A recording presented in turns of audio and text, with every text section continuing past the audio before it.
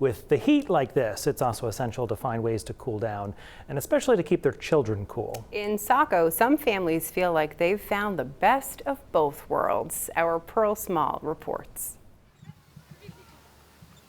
On a sunny summer day, Saco Community Center's outdoor playground is completely empty. But if you look just next door, you can see the reason why. 80 degrees. I got cooled down.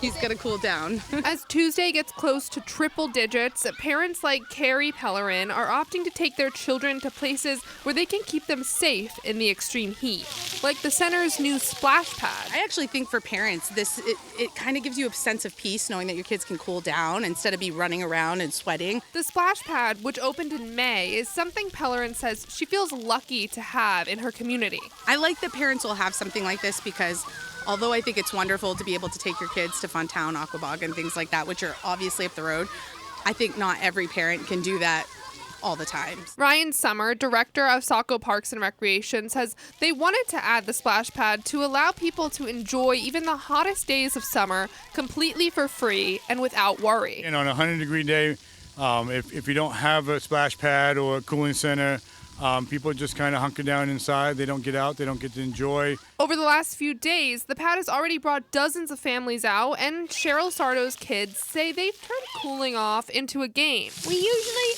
play guess the bucket, and we all stand under one bucket, and then whoever gets dunked on first out, and then we do that until there's one person left. And parents are also finding their own ways to keep cool, either by sitting in the shade, or if you're Sarto, taking a page out of the kids' book. I mean, honestly, I'll duck my head under it if I need to cool down for a minute, so it works out great.